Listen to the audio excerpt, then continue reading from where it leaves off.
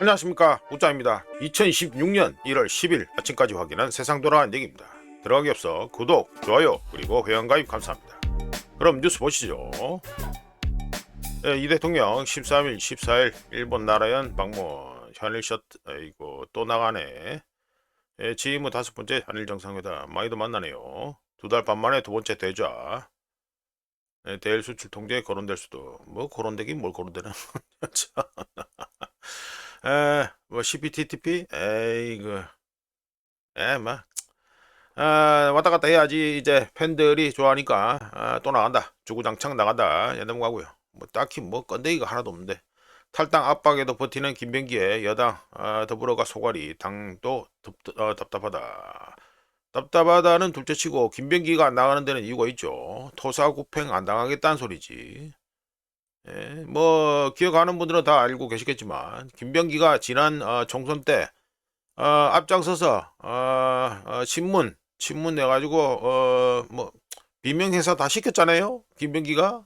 그런데 지금 이래가지고 자기가 작업돼가지고 나간다? 안 나가지.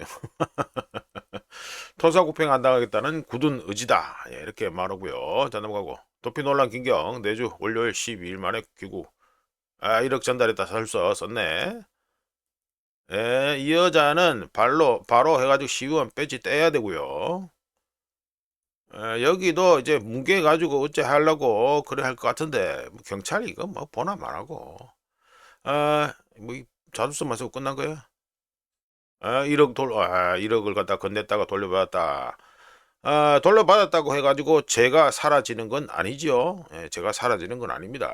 그나저나 이거 뭐 경찰 하는 거 딱히 안 믿습니다. 보면 뭐 경찰은 없고 더불어에서 이제 아주 알아서 자르고.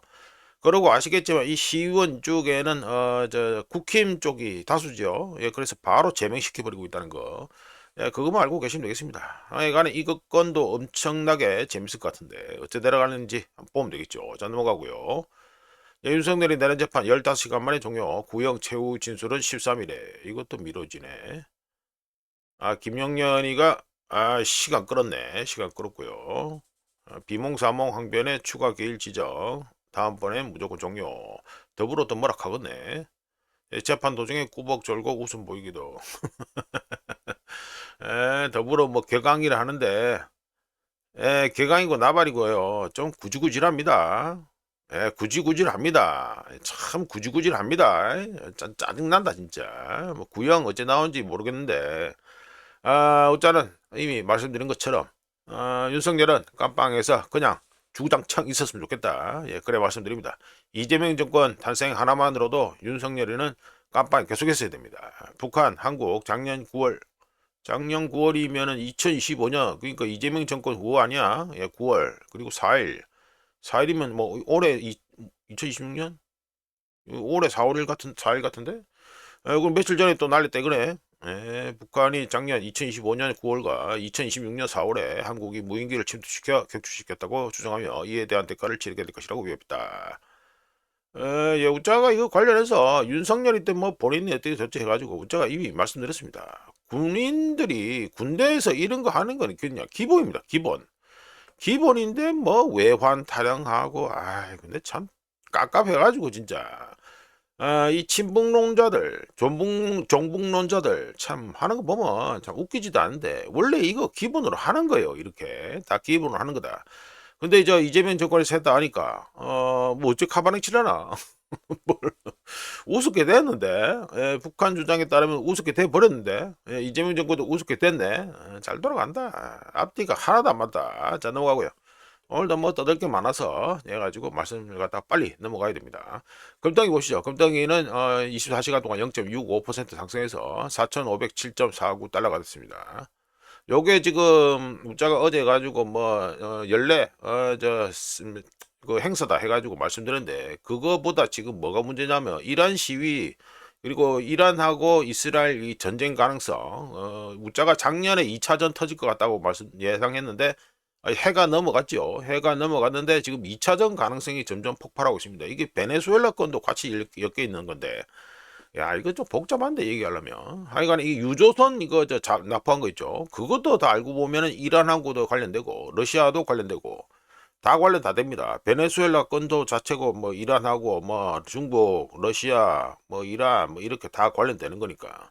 하여간 이 지정학적 긴장 고조, 특히 이란 문제로 인해 가지고요 급등이 해가지고 상승했습니다. 이게 넘어가 가지고요 은덩이는 어제 3.57% 해가지고 상승해가지고 뭐 근데 뭐 상승폭이 엄청 예상보다 엄청 높다 뭐 크다 이렇게 보겠죠. 그런데 하여간 그래가지고 1온스에서 79.70 달러가 됐습니다.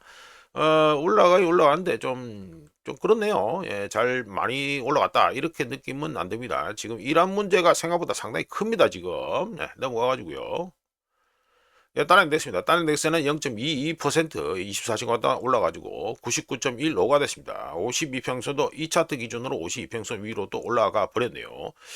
상당히 흥미진진한데 예, RSI 값은 64.11 좀 그런데 더 올라갈 것 같기도 한데 하여간 다른 인덱스가 또 올랐습니다. 또 올라가지고 0.22% 올라가지고 99.15가 됐다 해가지고 넘어가고요. 자, 이거는 원화입니다. 원화는 보시면 지난 24시간 동안 해가지고 뭐 어제 우자가 캡처하던 시간이 뭐 이 정도 되죠. 해가지고 뭐 1451원 뭐 대충 맞네. 뭐 이래가지고 해가지고 뭐 잠깐 내려오기도 했습니다. 대충 막 1450원 뚫렸고 그 이후에 보시면 아이고 1460원 1460원이 바로 1450원 뚫리자마자 바로 1460원이 불안해지는 끝내주죠.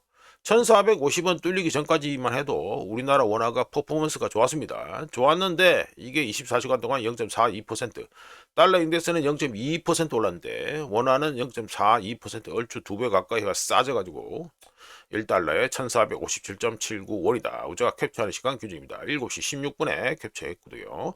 넘어가지고요. 그러면 지난 24시간 동안 뭔 짓을 했냐? 여전히 도시락을 갖다가 열심히 싸서 던지고 있었다는 걸 갖다가 이 차트만 보면 알 수 있습니다. 아이고 예 장중에 야간에 해가지고 1461원도 돌파했었죠. 예, 바로 1461원 1460원까지 돌파해버린다. 1450원을 갖다가 넘기자마자 바로 1460원 간다. 좀 심각합니다. 지방선거 아직 많이 남았는데 지방선거 많이 남았는데 이거 이 꼴이면은 야 1월달 안에 다시 또 1480원 예, 또 위태위태하다 예, 그래 또 예상되기도 하네요. 자 넘어가가지고요. 자 엔화입니다. 엔화는 해가지고 24시간 동안 0.64% 엔화가 요즘 좀 꼬꼬라지 그렇죠. 보시면 아이고 야간에서 158.154엔까지 떨어졌었네. 하여간에 0.64%저 원화보다 오히려 못합니다. 달러 인덱스가 0.22% 해가지고 올랐는데 0.64% 얼추 뭐 3배 가까이 해가지고 싸져가지고 1달러에 157.861엔이 됩니다. 이 수치면요 158엔 넘어가고 이러죠. 이러면은 일본 외환당국에서 개입해야 됩니다. 예, 당연히 개입해야 되고요. 자 넘어가가지고 이란 시위 사망자 60명 넘겨 사법당국 폭도는 사형 엄포.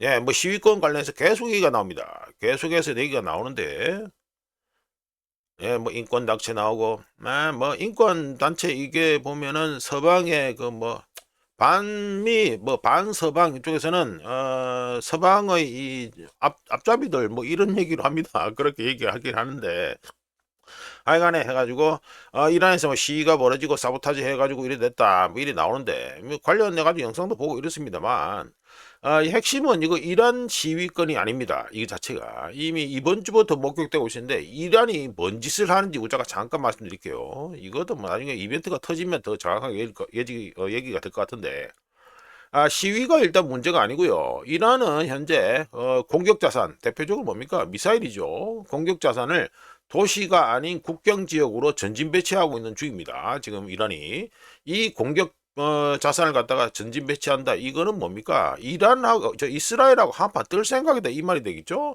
관련해서도 이스라엘에서 뭔 얘기를 했는지를 또 얘기를 해야 되는데 이것까지 하면 시간이 너무 길어지고 그러니까 이스라엘에서도 지금 한판 벌일 것 같은 이런 뉘앙스를 갖다가 계속해서 보여주고 있습니다. 관련해서 우자가 작년에 해가지고 2025 이란 이스라엘 뭐 전쟁 뭐 1차전은 했고 2차전이 작년 안에 그러니까 2025년 안에 해가지고 2차전이 벌어질 것이다 예상을 했는데 넘어갔고요. 그거는 뭐 끝났고 지금 이 새해 되자마자 지금 이 꼴이 나고 앉아 있습니다. 시간적으로는 뭐 조금 해야 넘어갔다마는 조금 애매한데 하여간에 지금 돌아가는 분위기는 지금 이란하고 이스라엘 한판 뜰 분위기로 점점 가고 있다. 이거는 알고 계시면 됩니다. 이거 관련해서 베네수엘라 건도 걸려 있고 뭐 복잡한데 핵심은 하여튼간에 이란하고 이스라엘이 한판 뜰 것 같은 분위기가 점점 커지고 있다. 이것만 알고 계시면 됩니다. 자 넘어가가지고요. 예, BBC 러시아가 우크라이나 오레슈네크 미사일을 갖다가 쐈다 이거죠. 예, 오레시니크 해가지고요 리비우 쪽에 떨궈가지고 관련 시설 기반 시설 같은 거 뿌댔습니다. 예, 뭐 이게 나오네. 오레시니크 타게 해가지고 쭉 나오죠. 작년 12월 말 해가지고 뭐 저 우크라이나 드론 공격에 대한 보복이다 뭐 이래가지고 저 뭐야 저 뭐 지금 러시아에서 그러니까 모스크바니까 뭐 러시아죠. 러시아에서 해가지고 뭐 얘기했다 이 얘기하고 있는데 하여간에 문제의 오레슈니크가 리비우 쪽에서 해가지고 떨어졌다. 상당히 인상적인 겁니다. 관련해서 웃자가 이거 뭐 기사 이거 다 이거 얘기할 필요도 없고요. 핵심은 오레슈니크를 쐈다는 거 아닙니까? 오레슈니크를 갖다가 리비우에다 사용했는데 관련해서 뭐 서방이 준 미사일 등등 해가지고 뭘 뽑아줬다 등등 여러 가지 얘기가 나오고 있습니다. 나오고 있는데 핵심은 뭐냐면 미국의 유조선 나포에 대해서 러시아에서는 우크라이나를 패는 걸로 대응을 일단 하고 있다는 거 이것만 알고 계시면 되고 그리고 뭐 러시아에서 지금 뭐 이스칸데르 미사일 같은 거 쏴서 우크라이나 저 전기 시설 전력 시설 이런 거 다 뿌대고 앉아 있죠. 예, 지금 날씨도 추운데 전기가 안 들어오고 있습니다. 이제 우크라이나 전체적으로 지금 전기가 안 들어오고 있다. 이거는 알고 계시면 되겠습니다. 자 넘어가고요. 요즘 뭐 상황이 맨날 이래 터지다 보니까 뭐 이걸 하나 얘기하려면 다 잡고 얘기해야 되고 우자가 뉴스 뭐만 하더라도 이게 한 30분 40분 하는데 이게 뭐 건건마다 해가지고 하나 제대로 잡고 얘기하면 뭐 20분이 후딱 넘어가 버리니까 일단은 흐름만 말씀드리고 그 다음에 가지고 더 깊이 들어가야 될 거는 따로 코멘트를 길게 하고 이렇게 하겠습니다. 발음 잘 안 되네. 요거는 뭐 우자가 제가 베네수엘라 증시 폭등 해가지고 말씀을 드릴게요. 이것도 뭐 아는 분들은 이미 다 알고 뉴스에도 나왔기 때문에 다 아시지만 왜 이래 되는지 해가지고 우자가 좀 말씀드리겠습니다. 마두로 체포 이후 베네수엘라 카라카스 증시는 무려 124% 폭등했습니다. 이게 어제 블룸버그에서 나온 차트입니다. 124%나 폭등했습니다. 그렇게 폭등했다는 것은 카라카스 증시가 취약하고 불안정한 시장이라는 걸 뜻하는데 이런 증시 판때기에서는 정치 판도를 바꿀 만한 충격적인 뉴스가 터지면 가격이 그냥 상승하는 것이 아니라 급등한다는 걸 알려줍니다. 어떻게 말이죠? 매물이 있다면 매수자들은 앞다퉈서 매수를 하고 매도자들은 뒤로 물러서서 자신의 매물을 킵하고요. 덕분에 공급 부족으로 인해 지수는 급등하고 또 급락하고 이런 걸 반복할 수 있습니다. 카라카스 증시 같은 시장 증시에서는 가격 변동이 시장의 함의 컨센서스를 반영하는 것이 아니라 공급 부족을 반영하고 있죠. 한편 마두로 체포에 따른 정책적 결과는 아직도 가격에 반영되지 않았으며 오히려 하나의 선택지로 여겨지고 있습니다. 다른 것도 어떻겠습니까? 제재 완화, 석유 수출 재개, 외국 자본의 베네수엘라 유입 등이 있겠죠. 물론 이런 제재 완화, 석유 수출 재개, 외국 자본의 유입 등 이런 기대들이 아직 실현된 것은 아니지만 사실상 제로, 완전히 무에 가까웠던 가능성이 어쩌면 메이비로 바뀌었으며 작지만 모든 걸 뒤흔들 수 있는 테일리스크, 꼬리 위험이 현실화되면 불안정한 자산의 가격은 빠르게 재조정됩니다.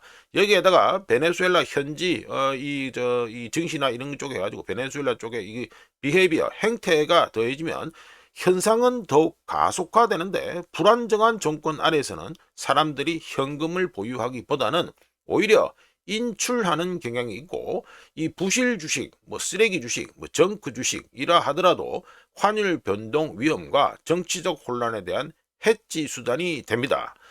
우리나라는 어떨 것 같습니까? 우리나라 코스피 계속 오른다고 하는데 보시면 원화도 지금 계속해서 싸지고 앉아있죠. 네, 뭐 딱히 바뀌었다고 다르다고 보지 않고요. 하여간에 모멘텀을 노린 일부 트레이더와 베네수엘라 시장 재개방을 미리 예상해 움직이는 해외 투자자들이 개입하면 유동성이 부족한 시장에서는 가격이 급등할 수 있습니다. 2026년 새해 벽두에 베네수엘라에서 일어난 일은 드문 일이 아닙니다. 역사적 사례를 찾아보면 1990년대 소련 붕괴 이후 러시아와 아르헨티나의 이 국가 빚 채무 구조 조정 과정에서도 동일한 역학을 목격한 바 있지요. 이머징 마켓들의 경우 상황이 반전될 때 엄청난 상승 잠재력을 제공할 수 있지만 반대로 하락할 때도 똑같이 빠르게 떨어진다는 문제가 있는데, 이거 자체가 뭡니까?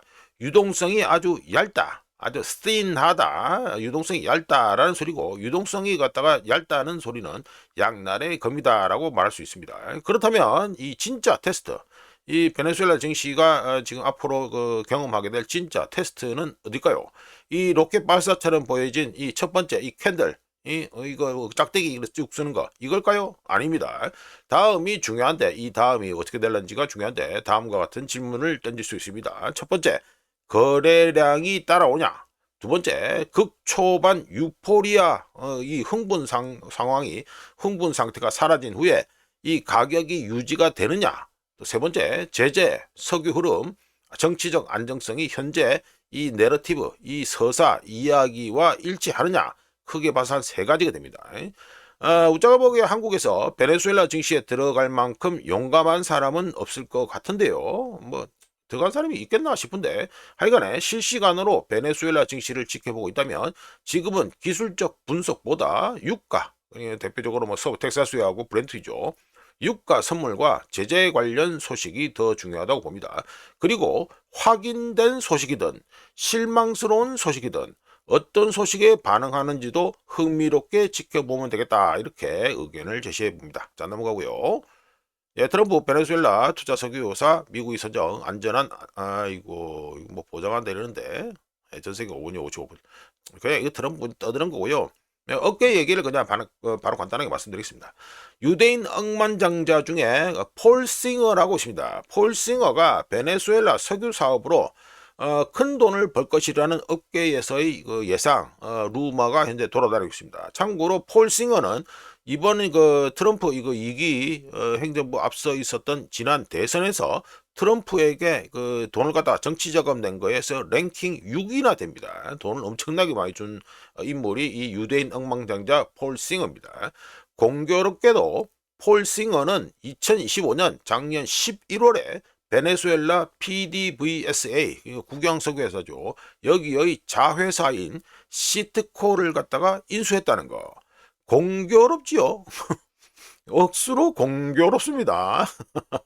까마귀 날짜 배 떨어진다, 희한하다, 이렇게 말씀드립니다. 자, 넘어가고요. 트럼프 주택자당정권 매입 지시에 미국 주택금 요거 3년 만에 최저다, 6% 밑으로 뭐 떨어지고 이랬습니다. 6.06% 해가지고 전날 대비 15bp 해가지고 하락했다, 이게 됩니다. 자, 요거는요, 우짜가 미국의 주택담보대출 이거 금리, 이거 30년 만기, 그죠, 고정이죠. 이거 관련해서 이미 얘기를 꽤 했습니다. 꽤 했는데 간단하게 말씀드려가지고 우짜가 계속해서 말씀드렸다시피 최소 30년 만기 고정 이 모기지 금리가요 4% 밑으로 떨어져야 됩니다. 이거 6% 밑으로 떨어졌다? 아니요, 이거를 해가지고는요 답 안 나옵니다. 일단 최소 4% 밑으로 떨어져야 됩니다. 이거는 우짜가 지금 뭐 꽤 많이 얘기했습니다. 주택담보대출 이거 미국채 10년물하고 엮여 있고 뭐 이래가지고 뭐 우짜가 여러 차례 말씀드린 바 있습니다. 하여간에 4% 밑으로 떨어져야 되는 거, 이거만 기억하시면 된다. 자, 넘어가고요. 네, 미 대법 관세 선고 9일에 안 나와 이르면 14일 가능성. 자, 이것도 미뤄지죠. 윤석열이 선고도 미뤄지고, 이거 트럼프 관세권도 미뤄지고 이래 됩니다.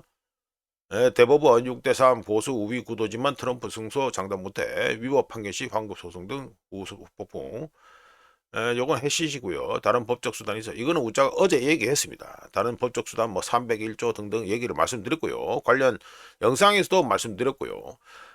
이거 뭐 1월 14일로 선고 연기했다는데 우짜는 여전히 트럼프 관세, 그러니까 트럼프가 패소하는데 여전히 배팅하고 있습니다. 최소 500원은 배팅한다, 이렇게 말씀드리고요. 자, 넘어가고. 자, 이거는 가지고 미국 CPI가 왜곡되었다는 블룸버그 해가지고 자료를 갖다가 바로 말씀드렸습니다. 작년 2025년 가을에 셧다운이 있었죠. 예, 미국 연방정부 셧다운이 했습니다. 셧다운을 일어나가지고 아직도 이 데이터가 계속해서 질질 늘어지고 자빠졌는데, 하여간에 작년 셧다운을 일어나가지고 2025년 10월과 11월 요거죠. 요거 10월과 11월 이 합계해가지고 CPI가 23bp 낮게 나오는 왜곡이 있었습니다. 디스토션 돼 있죠. 왜곡이 되어 있다. 이게 되고요. 이번 왜곡의 이 절반은 이 나머지 절반 해가지고 12월 CPI 요 데이터 해가지고 절반이 반영되고 2026년 1월 달하고 4월 달 요때 해가지고 또 절반이 반영될 거다라고 해가지고 블룸버그에서 얘기했습니다. 즉 2026년 봄이 되면은 이 CPI 왜곡 현상이 사라질 거다 이 소리가 되겠죠. 자 넘어가고요. 데이터의 중국화 뭐 그래 되겠습니다. 셧다운 때문에 더 그래 되고요. 자 이거는 미국의 실업률 발표됐습니다. 미국의 실업률은 2025년 11월에 4.5%인데 12월에 4.4%로 살짝 하락했습니다. 자 이런 가운데 난팜 고용 난팜 고용의 경우 2025년 11월에 56,000 시장 11월에 해가지고 56,000 나온 거 이거 지금 데이터가 이렇게 앞에 거 조금만 높죠? 예, 조금 높은 건데 원래 나왔던 숫자가 얼마다 64,000이었습니다. 64,000이었는데 56,000으로 이거 하향 수정됐고요. 그리고 12월 난판 고용이 5만으로 나왔습니다. 5만으로 나왔는데 시장 예상은 64,000이었습니다. 그러니까 이게 시장 예상치를 좀 많이 밑돌았다고 보면 되죠. 대략 한 20%까지 정도 해가지고 20% 넘게 밑돌았겠네. 밑돌았다고 보면 됩니다. 상당히 흥미로운 데이터가 나왔는데 이거는 총 고용 숫자고요. 흥미로운 데이터가 나왔는데 조금 코멘트를 해보면 미국 경제가 2025년 12월에 5만 개의 일자리를 추가하는데 그치면서 표면적으로는 일단은 건실해 보입니다. 건실해 보이죠. 뭐 마이너스도 안 나고 그러니까. 아닌데 시장 예상치가 64,000이었습니다. 여기서 14,000개가 부족 또는 20% 이상 낮게 나오면서 작게 나오면서 좀 부진한 모습을 보였다 이게 됩니다. 근데 좀 전에 실업률이 아직 또 내려갔어요. 4.5%에서 4.4%로 이거 예상치가 또 4.6%였습니다.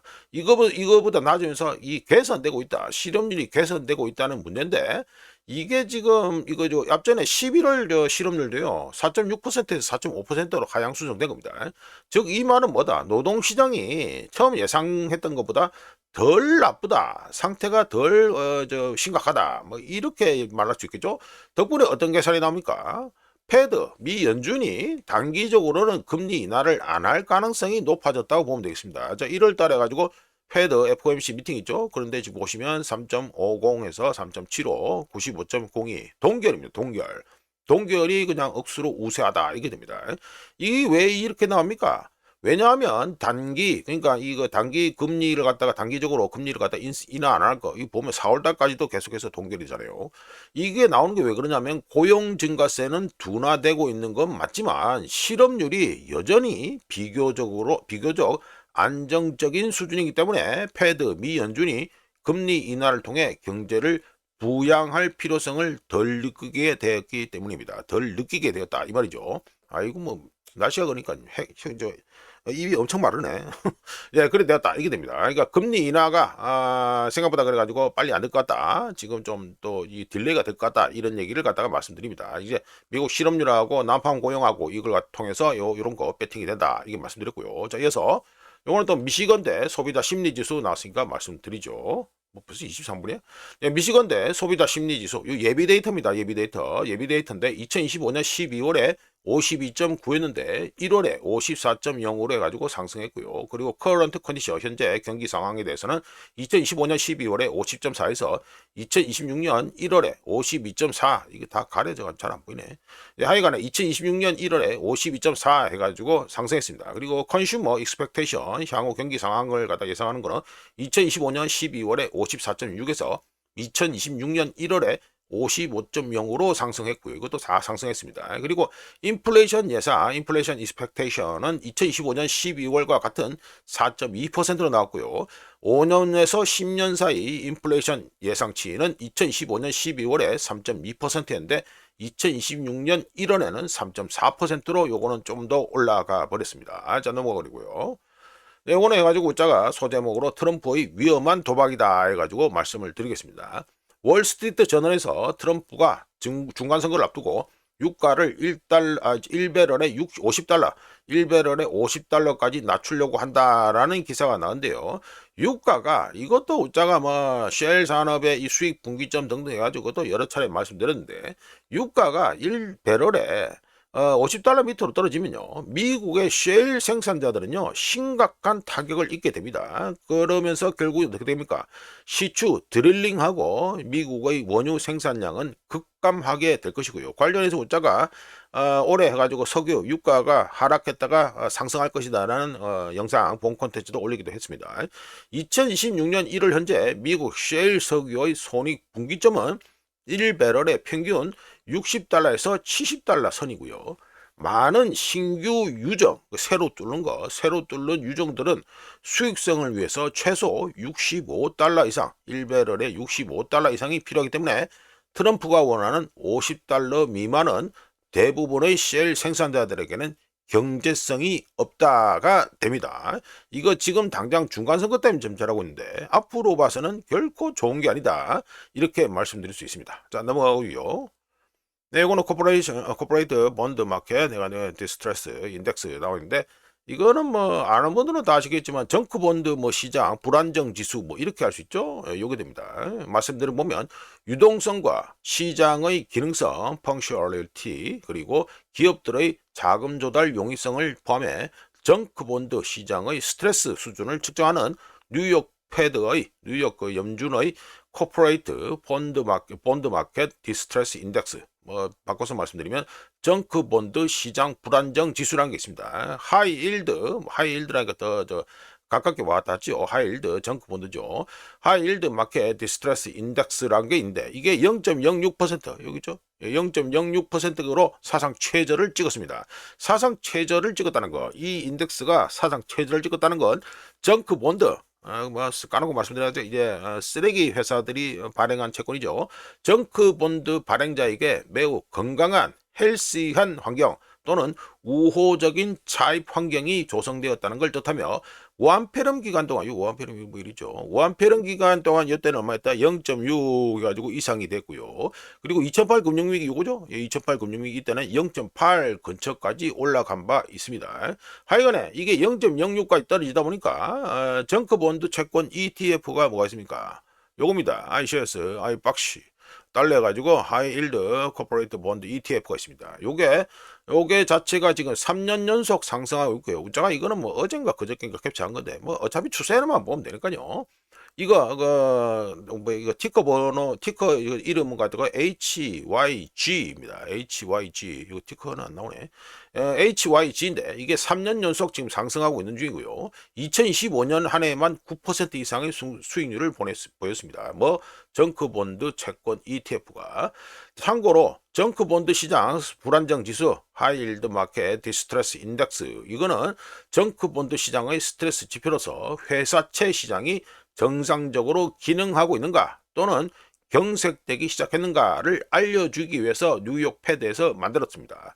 이 정크본드 시장 불안정 지수는요, 기업들이 채권을 발행하는 발행시장, 즉 프라이머리 마켓과 채권 거래가 이루어지는 2차 시장, 세컨더리 마켓에서 나오는 여러 신호들을 조합해서 시장의 기능 장애가 보통인지 아니면 심각한지를 구분하도록 설계되었죠. 즉 특정 회사가 좋다, 특정 회사가 나쁘다, 이거를 말한 게 아니라 금융 시스템이 제대로 작동하는지, 그리고 지금 현재 위험한 대출자들, 즉 정크 본드를 발행한 정크 회사들이 되겠죠. 이들 위험한 대출자들이 자금을 조달하기에 얼마나 쉬운지를 알려줍니다. 좀 더 얘기를 말씀드려보면 차트는 보시면 지난 20년 동안 해가지고 정크 본드 시장, 이 시장이 채권 시장이 얼마나 불안해했는지 또는 편안해했는지 이걸 갖다가 보여주는 타임라인 시간대와 같습니다. 선이 급등할 때, 이 라인이 급등할 때, 이때는 유동성이 불안정해지고 발행 창구가 닫히며 스프레드가 벌어지고, 그리고 모두가 리스크가 무엇인지 갑자기 떠올리는 순간이고요. 반대로 지금처럼 라인이 이렇게 밑으로 깔아앉아서 좀 플랫하게 나오는 거, 플랫하게 바닥을 따라 움직일 때는 신용 상황이 원활하고 정크본드를 사는 구매자도 많고 신용 등급이 낮은 발행자에게조차 차입 조건이 평소보다 우호적이라는 걸 알려줍니다. 차트에서 크게 튀는 지점, 이거죠. 2008 그리고 오한페르 밑에 차트에서 크게 튀는 지점 또는 이 고점들은 유명한 경제 이벤트, 즉 시장이 기능하지 않고 공황에 빠지는 순간들이라는 걸 알 수 있는 가운데 대부분의 시간 동안 이 동안은 디스트레스 이거 뭐 불안정 이거 지수 자체가 서서히 끓는 것이 아니라 계단식으로 나타난다는 조용한 진실을 알려줍니다. 어떻게 되죠? 평온한 상태를 이거 대표적으로 여기 있잖아요. 평온한 상태를 이어가다가 갑자기 수직 상승하는 거 이걸로 해가지고 이런 이 지수에 숨어있는 진실을 알려줍니다. 그렇다면 현재 보여지는 이 수치는 금융업계에서 흔히 표현하는 헬시, 건강할까에 대해서 질문을 해보면 뭐 그렇지 않다라고 말할 수 있는데요. 0.06%라는 수치는 심리적인 측면을 시사하는 것으로 해가지고 투자자들이 수익을 보장받고 유동성을 확보할 수 있으며 문제가 발생하더라도 잘 해결될 것이라는 어떤 확신, 좀 더 나가면 믿음을 가지고 있다는 걸 뜻합니다. 하지만 이 수치가 떨어지면 떨어질수록 이게 계속해서 떨어질수록 시스템은 더 많은 레버리지, 더 좁은 스프레드, 더 얇은 완충 장치, 그리고 아몰랑 괜찮을 거야 라는 확신을 통해 조용히 적응해 나가고 있고 적응해야 되기 때문에 위험할 수 있습니다. 바꿔서 말하면 경계심이 낮아진다라는 얘기가 되는데 경계심이 낮아질수록 경기 사이클 후반 상황이 형성되며 그러는 이유는 분명한 스트레스 또는 압력이 있기 때문이 아니라 오히려 가해지는 스트레스 또는 압력 자체가 사라져 있기 때문이죠. 지표를 보면 알겠지만 정확한 지점을 찾을 필요는 없습니다. 이게 뭐 어느 지점이 뭐 저점이다 이런 걸 찾을 필요 없이 중요한 것은 이게 언제 턴 돼 가지고 갑자기 폭발하느냐 이걸 보면 되겠죠. 이 지표가 오르기 시작하면 다 이유가 있어서 오르는 것이며 역사적으로 전반적인 경기 하락세와 놀라울 정도로 잘 맞아떨어지는 경향이 있습니다. 대표적으로 우한폐렴 그리고 2008 금융위기가 있죠. 자 넘어가고요. 자 요거는 미국 시장 미국 증시 해가지고 집중 컨센트레이션 문제 해가지고 말씀드립니다. 이것도 우자가 뭐 빨리 안다는 게 늦어가지고 뭐 토요일에 다 몰아서 말씀드리면 되잖아요. 네, 말씀드리면 블룸버그는 미국 주식시장 상위 10개 종목이 미국 전체 시가총액의 35%, 35%를 차지하면서 100년 만에 최고 한참 올라갑니다. 예, 한참 올라가죠. 이게 그 유명한 1900 문제야 이거 대공황 터지기 전 뭐 이렇게 됩니다. 이게 100년 만에 해가지고 최고 수준의 집중을 보이고 있다고 지적했습니다. 이어서 하늘색 하늘색 맞지? 이 하늘색은 상위 3개 종목 라지스트 3 스톡 돼 있죠. 상위 3개 종목의 비중을 보여주는 거고 맨 아래 라인 요거 이게 분홍색이라 해야 되나? 그러니까 이 라인은 단일 최대 기업의 이익 비중을 보여주는 건데 단일 최대 기업이 현재 누굽니까? 엔비디아죠. 엔비디아. 이들의 비중이 이렇게 높다는 거. 이거 전례 없는 수준으로 극단적인 수준에 근접하고 있다는 걸 갖다가 지금 이걸 갖다 이 차트를 보면 알 수 있습니다. 상위 10개 기업이 전체 시가총액의 3분의 1을 갖다가 차지하면 뭐 3분의 1 넘죠. 사실 말해가지고 3분의 1 이상을 차지하게 되면 지수 인덱스는 경제를 반영하는 것이 아니라 소수 기업들의 밸런스 시트를 반영하는 것으로 전락하게 되며 다른 모든 요소는 사람들이 생각하는 것보다 훨씬 더 중요하지 않게 됩니다. 100여 년 전 상황이 다시 반복되고 있다고 말씀드릴 수 있는데 과거처럼 몇 가지 요인이 동일하게 지금 현재 작용하고 있습니다. 말씀드려보면 첫 번째, 낙관론이 아니라 안전자산 선호 현상이라고 할 수 있습니다. 경제 성장세가 불안정해지면 즉 제조업 수요 부진, 주문량 감소, 신중한 고용, 즉 고용이 잘 안 된다 그죠? 그리고 신용 경색 심화 등은 지금 당장 가장 견고해 보이는 기업, 아주 믿음직한 기업 이쪽으로 주식들로 몰리게 만듭니다. 특히 어떤 기업? 막대한 현금 흐름과 높은 마진 그리고 지배적인 플랫폼 기업이 되겠죠.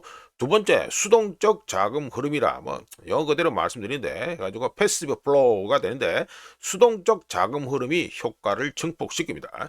지수 펀드에 들어가는 모든 돈, 뭐 달러 뭐 이런 게 되겠죠. 우리나라에서 투자해도 다 달러가 되니까 하여간에 모든 돈은 자동적으로 가장 큰 기업 가장 이 가지고 선도주 뭐 이런 걸 주도주 이런 걸 사게 돼 있죠. 이걸 더 많이 사게 되면서 기업이 크면 클수록 더 많이 매수를 하고 이런 과정이 그러니까 이 과정이 악순환이 반복된다는 문제가 있습니다. 자, 세 번째 내러티브 이야기가 나머지를 갖다가 담당해 버립니다. 소수의 주도주 또는 대장주에 집중되면서 해당 주식 주변으로는 이 주식들만 중요해라는 스토리가 형성됩니다. 다른 주식은 중요하지 않아라는 스토리가 형성되죠. 이런 이야기와 이야기에 바탕한 믿음은 시장 전반의 폭이 조용히 좁혀지는 와중에도, 이게 좁혀지는 거잖아요. 소수 기업들만 잘 나가니까 좁혀지는 와중에도 자본을 한 곳으로 집중시킵니다. 이것이 바로 표면적으로는 건강해 보이지만 속으로는 알맹이가 없는 마켓 시장이 되는 방식이고요. 집중, 컨센트레이션 자체가 경고 신호라고 웃자나 보는 가운데 집중에 더해서 과대평가된 가치평가, 밸류에이션은 시장을 더욱 불안정하게 만듭니다. 시장이 저렇게 고평가되어 있고 주가 수익 비율, 그러니까 PER이라고 얘기하죠. 주가 수익 비율이 역사적으로 극단적인 수준에 근접했을 때는 다음과 같은 조건들을 모두가 완벽하게 맞춰줘야 됩니다. 말씀드려보면 첫 번째, 실적 부진이 없어야 됩니다.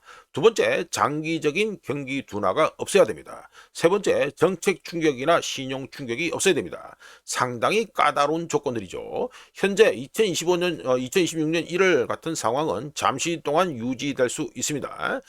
전에도 그랬고요. 하지만 시간이 가면 갈수록 하나라도 제가 대표적으로 말씀드린 세 가지, 실적 부진 없고 장기적인 경기 둔화 없고 그리고 정책 충격이나 신용 충격이 없어야 된다는 거, 크게 봐서 세 가지, 이 중에 하나라도 에러가 나면 안 된다는 문제가 있습니다. 자, 역사를 살펴보면 지금과 같은 상황은 새로운 것이 전혀 아니며 단지 지금은 규모가 커진 겁니다. 대략 한 100년 전 정도로 해가지고 규모가 커진 거다 이래야 되겠죠. 1929년 이 당시 또 보면 어떻게 됐다. 주도주, 즉 대장주가 몇 개 안 되고 기업 가치, 밸류에이션은 과대평가되어 있었고 투자자들의 자신감은 하늘을 찔러 썼습니다. 하지만 시장을 주도하던 주식들, 주도주, 대장주가 무너지자 주식판은 급락했고 손실은 심각했었습니다. 1929년이 되죠. 또 이어서 1970년대가 됩니다. 1970년대 해가지고 1970년대 초반 소수의 절대로 손해보지 않을 것 같은 주식들이 주식판을 지탱했습니다. 하지만 인플레이션, 금리 인상, 성장 둔화가 겹쳐지면서 급격한 가격 조정이 일어났었고요. 그리고 2000년으로 오죠. 2000년 뭐 닷컴 버블 되는데 2000년 이때는 주식판을 주도하는 종목이 테크, 요즘으로 치면 뭐 테크인데 뭐 전에도 어차피 뭐 닷컴 버블이니까 테크주라고 하면 되겠죠. 테크주로 좁혀졌습니다. 지수가 정점을 찍고 과도한 밸류에이션이 사라지는 동안 약 2년 반 동안 쭉 내려가죠. 예, 쭉 내려갑니다. 2년 반 동안 해가지고 꾸준히 주식판이 하락했었습니다. 자, 네 번째, 2008 금융위기가 있죠. 2008 금융위기 오고 있습니다. 살짝 튀는 거. 2008년에는 주식판을 주도하는 종목이 2000년 닷컴 버블 수준으로 해가지고 테크주에, 기술주에 집중된 것은 아니었지만 여전히 기술주에 대한 집중 현상은 이어졌습니다. 하지만 이 서브프라임 모기지 같은 신용경색, 신용붕괴 이벤트가 발생하자 주도주 또는 대장주는 지수를 보호하지 못했으며 시스템이 깨지는 순간 하락세는 급가속된 바 있습니다. 역사적 사례에서 목격되는 공통점은 타이밍이 아니라 비대칭성이었는데 집중된 시장은 불안정해지기 전까지는 안정적으로 보이는 경향이 있습니다. 하지만 주도주 또는 대장주가 결국 무너지면 주식판 자체가 소수의 종목에 의존했기 때문에 손실은 일반적으로 훨씬 빠르고 심각하게 발생했죠. 자, 뭐 파월 해가지고 이미 있던 건데 뭐 간단하게 뭐 예를 해가지고 말씀드리려고 해가지고 가지고 봅니다. 자, 요점은 뭐다? 현재 주식판이 몇 개 주도주 또는 몇 개의 기둥에 의해 지탱되고 있다는 것이고요.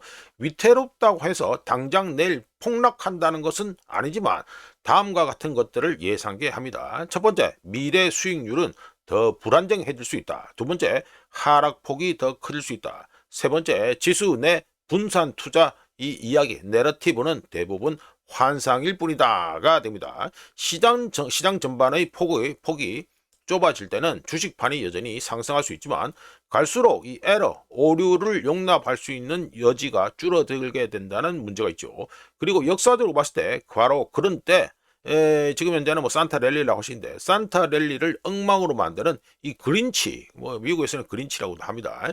이 그린치가 출연하기도 합니다. 자, 넘어가고요.